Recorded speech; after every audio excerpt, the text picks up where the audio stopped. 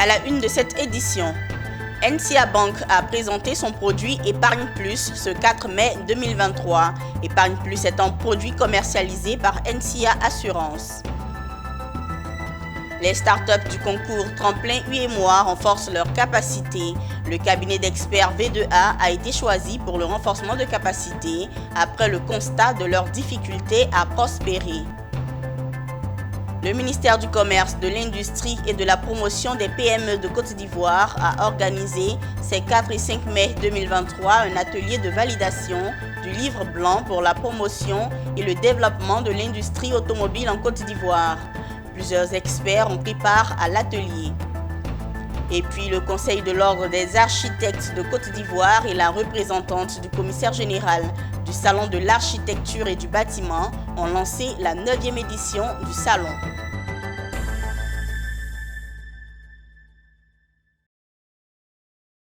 Bienvenue à tous pour cette nouvelle édition que nous ouvrons avec une note de Banque Assurance. Épargne Plus est un produit de NCA Bank qui est commercialisé par NCA Assurance.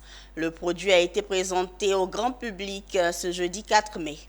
Épargne Plus, commercialisé depuis 14 années, a été relooké pour apporter plus d'avantages aux souscripteurs, mais aussi à la force de vente de NCA Assurance. Le produit est une solution de compte bloqué qui permet de constituer une épargne rémunérée. Plus de détails avec Mondésir Nascimento et Doumbia Ayuba. Il a été présenté au grand public le produit Épargne Plus de NCA. Il se veut une offre de banque assurance garantie par NCA Vie Assurance et commercialisée par NCA Bank. Ce produit, dont la nouvelle version est faite pour apporter plus de satisfaction et d'avantages aux clients, permet d'épargner à rythme de choix et d'apporter un plus à son capital en toute sécurité. Épargne Plus s'adresse à toute personne âgée de 18 ans et plus titulaire d'un compte bancaire à NCA Bank Côte d'Ivoire. Ce produit donne la facilité aux souscripteurs de payer les primes à partir des transferts mobile money dont le montant minimum est 5 000 francs CFA. C'est un produit que nous avons depuis 14 ans au sein du réseau de NCA Bank. Donc nous avons aujourd'hui procédé nous avons donné une nouvelle jeunesse à ce produit-là, qui est l'un des produits phares que nous avons, qui est un produit banque assurance. Vous savez bien que le groupe NCA est un groupe banque et un groupe de banque et d'assurance. Donc nous avons plusieurs produits que nous commercialisons au sein du réseau de NCA Bank, dont ce produit Épargne Plus que nous avons présenté aujourd'hui. Nous avons donc relooké ces produits, non seulement pour nos clients, mais également nous avons profité pour encourager et féliciter l'ensemble de la force de vente de NCA Bank qui s'est approprié ce produit-là. La durée, le choix de la période d'épargne se fait librement, mais surtout en fonction de l'objectif d'épargne. Épargne Plus est rémunéré à 3,5% par an, majoré des participations aux bénéfices. Une aubaine pour laquelle Alessandro Quadio a engagé la force de vente de NCA Assurance. Cet après-midi, nous partageons des moments avec les équipes commerciales, avec également notre partenaire d'assurance, pour se pencher un tant soit peu sur la vie de notre produit phare, l'un de nos produits phares, qui est l'Épargne Plus. L'Épargne Plus a 14 ans, donc a été conçu depuis 14 ans. Il est tout à fait normal et de bonne loi de se poser à un moment donné pour faire un relooking, un retoilettage, non pas parce que l'ancienne version ne marche pas, ou bien au contraire c'est notre produit phare, mais il est bon de se poser et de faire un bilan et ensuite envisager, n'est-ce pas, l'avenir. Toujours dans la promotion de ce produit Épargne Plus, NCA s'est aussi engagé à faire 4 gagnants chaque trimestre après un tirage au sort. Les startups du concours Tremplin UEMOA ont des difficultés à faire prospérer leur business. Ce constat a été fait par la commission de l'UEMOA, organisatrice du concours, et par la Chambre de commerce et d'industrie de Côte d'Ivoire.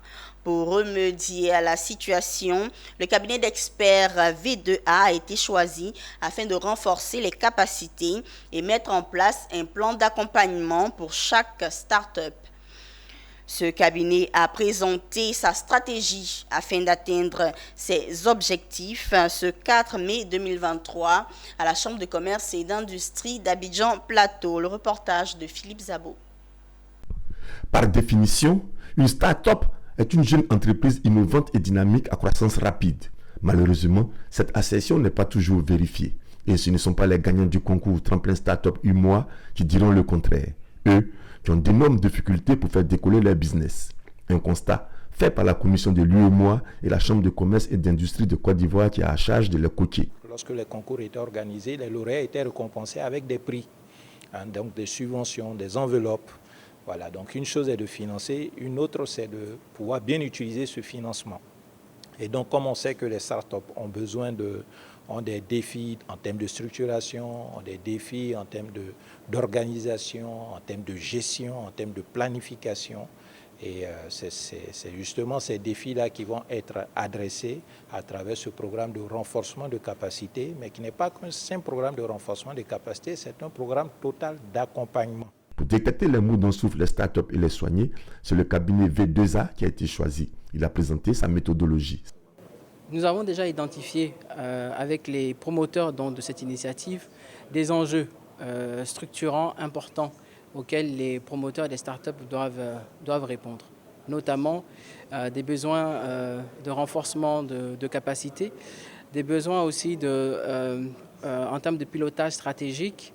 Quant aux startups au nombre de 16, elles ont souhaité avoir des formations qui développent leur esprit entrepreneurial et qui touchent leur réalité. Le concours Tremplin Startup UEMOA est organisé par la commission de l'UEMOA et concerne les 8 pays de cet espace. Il veut créer des champions nationaux et régionaux.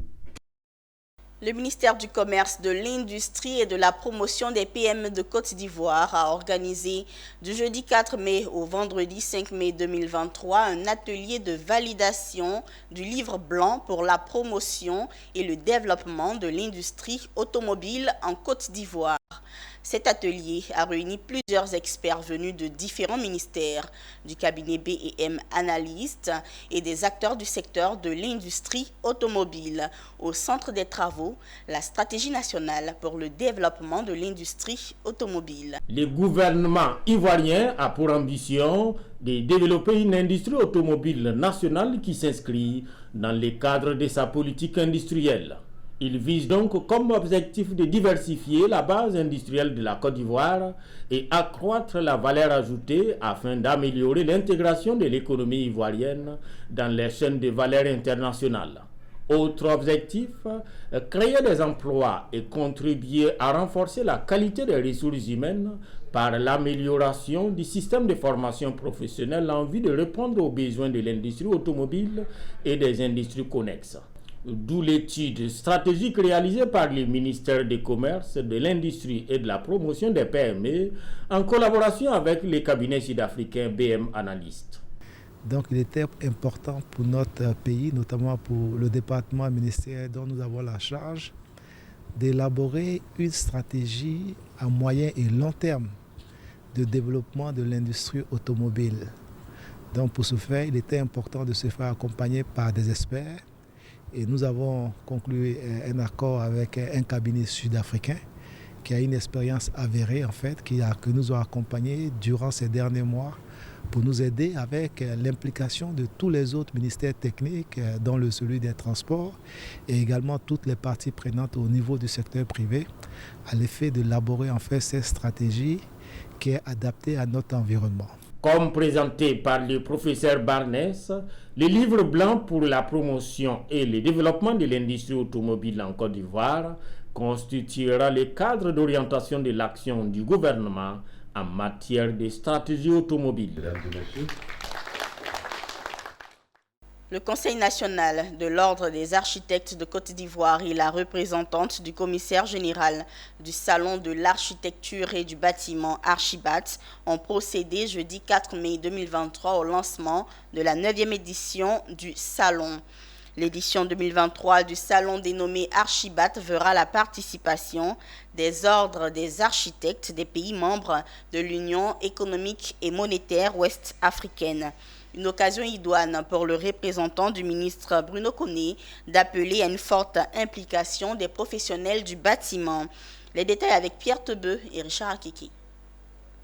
Après 8 salons tenus sur divers sites, la 9e édition du plus grand salon de l'architecture et du bâtiment de Côte d'Ivoire se déroulera du 12 au 16 décembre 2023 au tout nouveau parc des expositions d'Abidjan.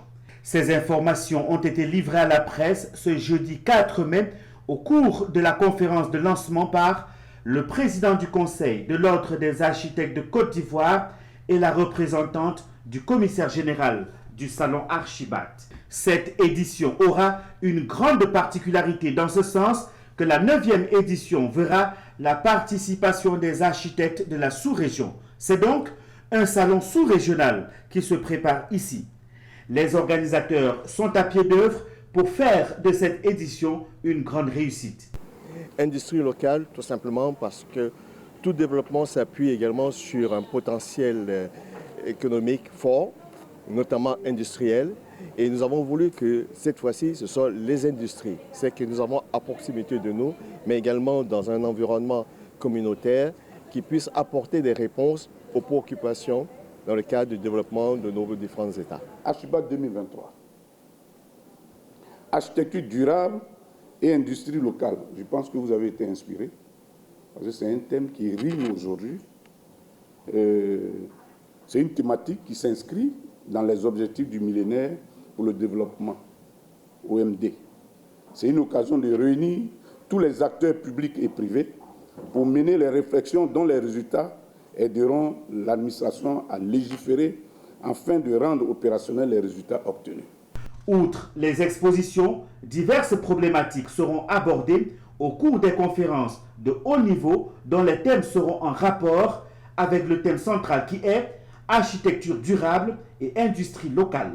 Du 12 au 16 décembre 2023, le Salon de l'architecture et du bâtiment de Côte d'Ivoire Archibat 2023 nouvelle formule se déroulera au parc des expositions d'Abidjan.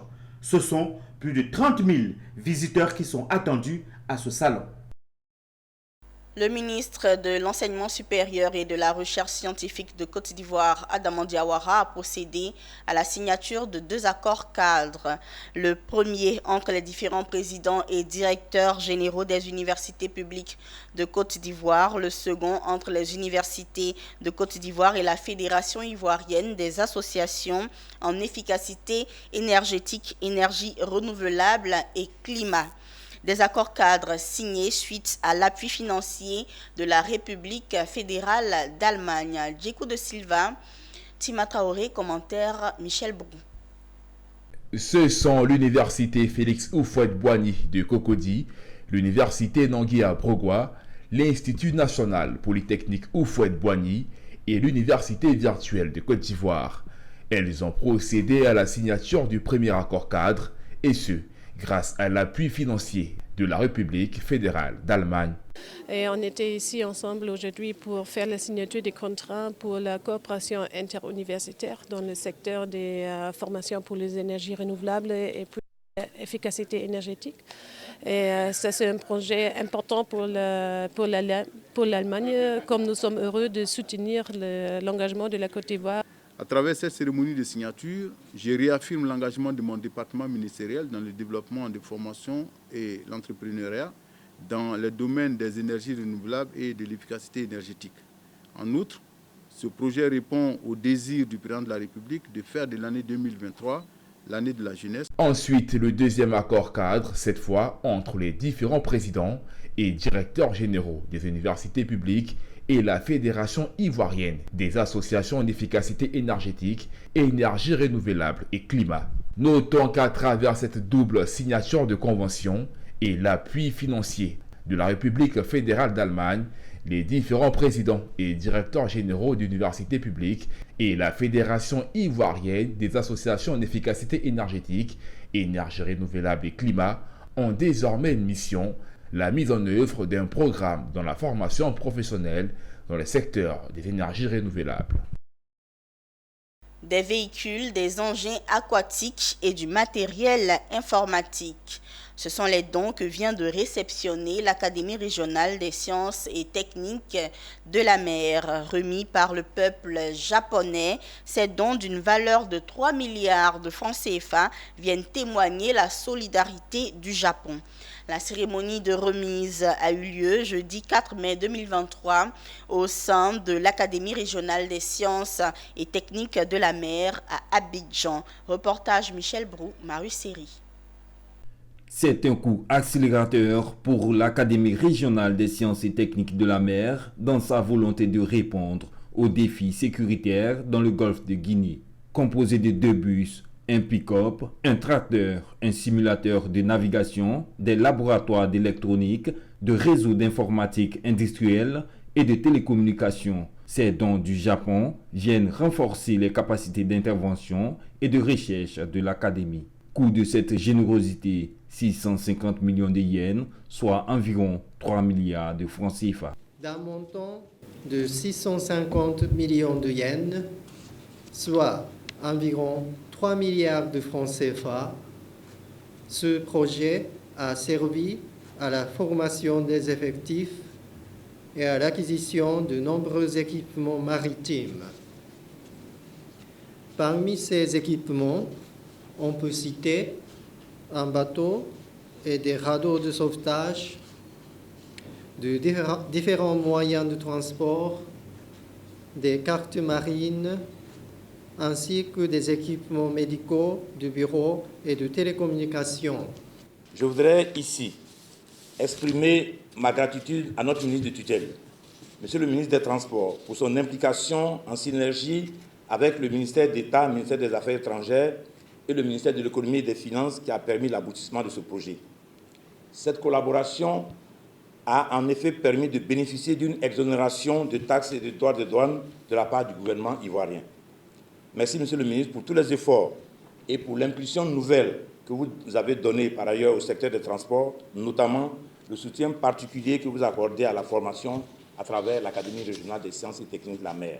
Premier responsable des transports en Côte d'Ivoire, ce sont des mots de gratitude adressés par Amadou Kone à l'endroit du donateur. Il a également exhorté les récipiendaires à faire bon usage de ces équipements. Vous comprenez donc, Excellence Monsieur l'Ambassadeur, toute ma joie de participer à cette cérémonie qui dénote de l'importance pour la Côte d'Ivoire de la coopération ivoiro-japonaise, modèle d'une coopération au service du développement, d'autant plus qu'elle s'étend à l'ensemble du secteur social, économique et infrastructurel. La cérémonie de remise de dons du Japon à l'Académie régionale des sciences et techniques de la mer est un moment pour renforcer les liens entre la Côte d'Ivoire et le Japon qui a appuyé à 4 reprises l'établissement à la base de sa création. Agility Business Parks Côte d'Ivoire dispose d'un site de 50 hectares sur l'autoroute du Nord PK26. Son activité principale est la construction et la location d'entrepôts aux normes internationales. Les atouts d'Agility Business Parks Côte d'Ivoire ont été présentés à la presse lors d'une visite guidée. Reportage d'écho de Silva Doumbia-Yuba, commentaire Konena Nourou. En matière d'entreposage en Côte d'Ivoire, il faut désormais compter avec l'entreprise Agility Business Park Côte d'Ivoire. Depuis sa création, elle dispose de 27 000 m² d'entrepôts en 2 phases. La première phase, 18 000 m² d'entrepôts de classe A, divisés en unités de mm² avec une hauteur de 9 à 11 mètres. Dans la phase 2, 9 000 m² d'entrepôts de classe B, divisés en unités de 1250 à 1350 m² avec une hauteur de 7 à 9 mètres. Selon la responsable de l'entreprise Agility Business Park Côte d'Ivoire, la phase 3 d'une superficie de 22 000 m² sera opérationnelle au premier trimestre 2024.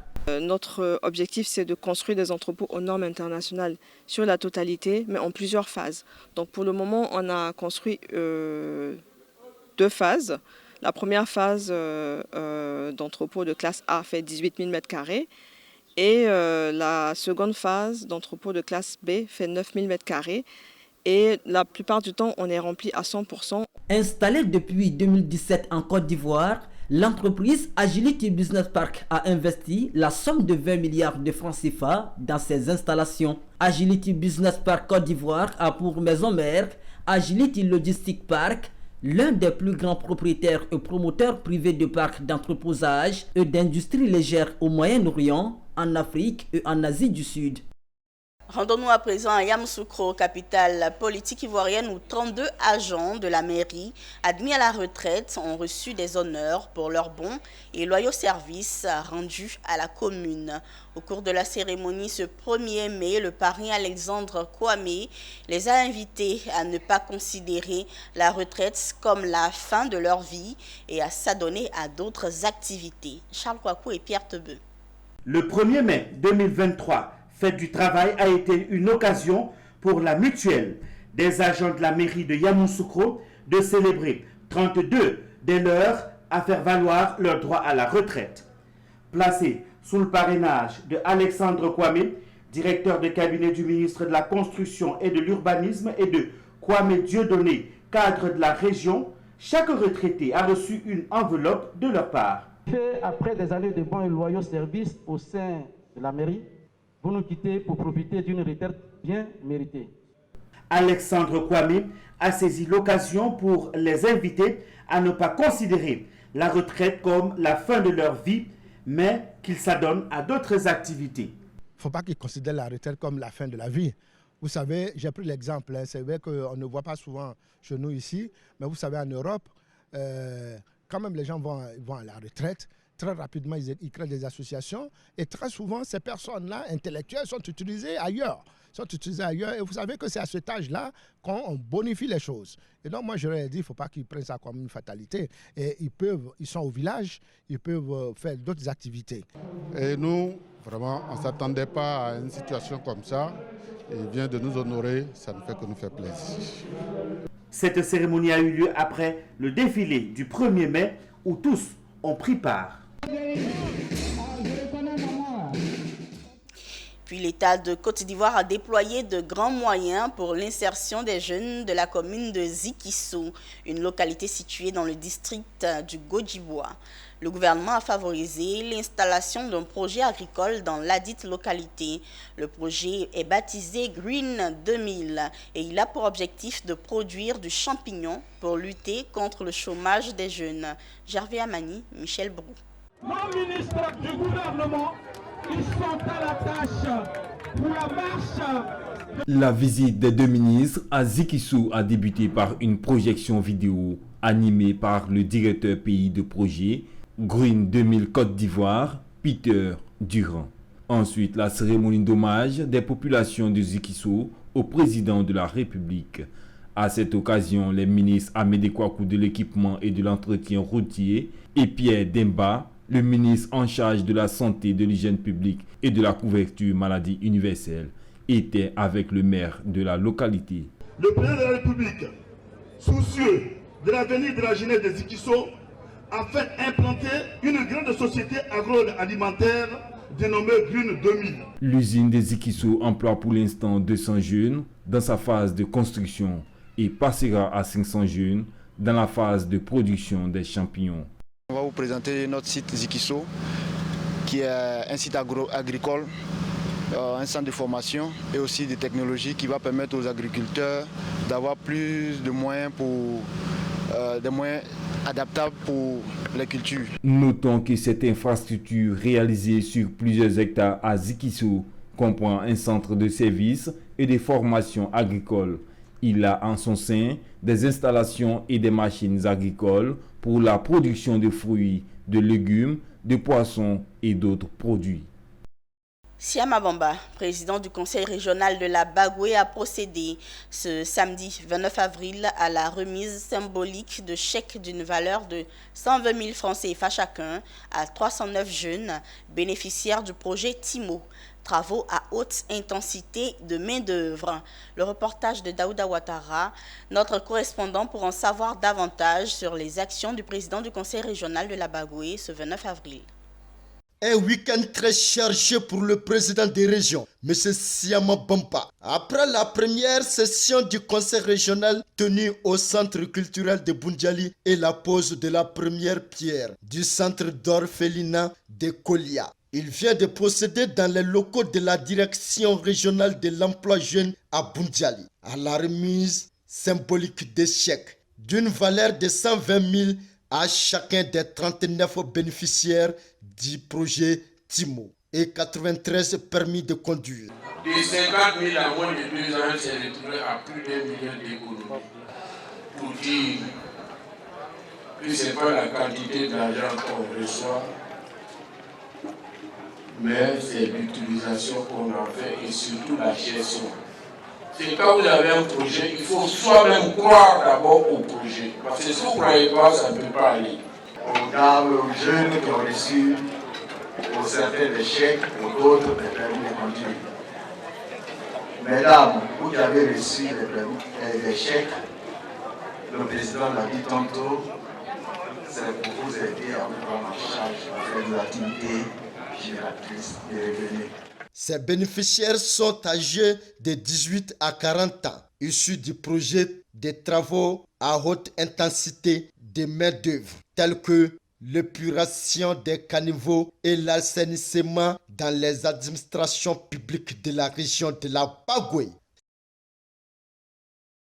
Et puis la présélection du Salon international des épices et condiments CEPIC 2023 a eu lieu ce 29 avril à Korogo, la capitale du Poro. Le salon veut montrer aux populations l'importance des épices au niveau culinaire et sanitaire. Il revêt également un aspect économique et social majeur. La phase de présélection a eu lieu en présence des autorités administratives, des élus et des populations. Ouattara Daouda.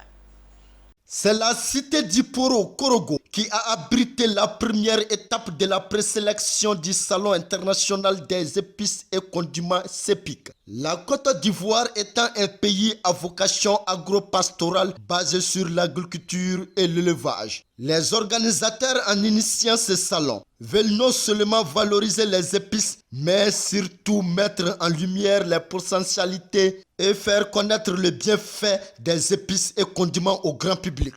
Toucher Korogo, c'est toucher pratiquement une grande partie du nord de la Côte d'Ivoire. Nous savons également que Korogo regorge de potentiel. On a des produits qui sont très connus comme le soumara, etc., qui sont très connus de par le monde. Et nous, en venant ici à Korogo, c'est de faire ressortir un peu tous ces produits caractéristiques de la région et les faire connaître à la population ivoirienne et éventuellement au monde entier. Ça valorise nos produits, d'une part. D'autre part, les femmes qui ont ces talents culinaires d'une manière naturelle, ça mettra en exergue ce qu'elles savent faire de l'air du doigt. Le temps fort de ce salon était aussi un concours culinaire afin de faire ressortir les ingrédients pour constituer des mets made in Côte d'Ivoire. Expositions, conférences et panels animés par des experts sur comment mieux conserver les produits. À la fin du concours culinaire, sur 7 candidates, c'est 2 qui ont été retenues. La première et la deuxième qui iront représenter la région du Poro à Abidjan en août prochain à l'espace Triangle à la Palmeraie pour la finale des CEPIC 2023. Mesdames et messieurs, ce sera tout pour cette édition préparée par l'ensemble de la rédaction de Business 24 Africa, votre télé utile. Merci et bonne suite de programme.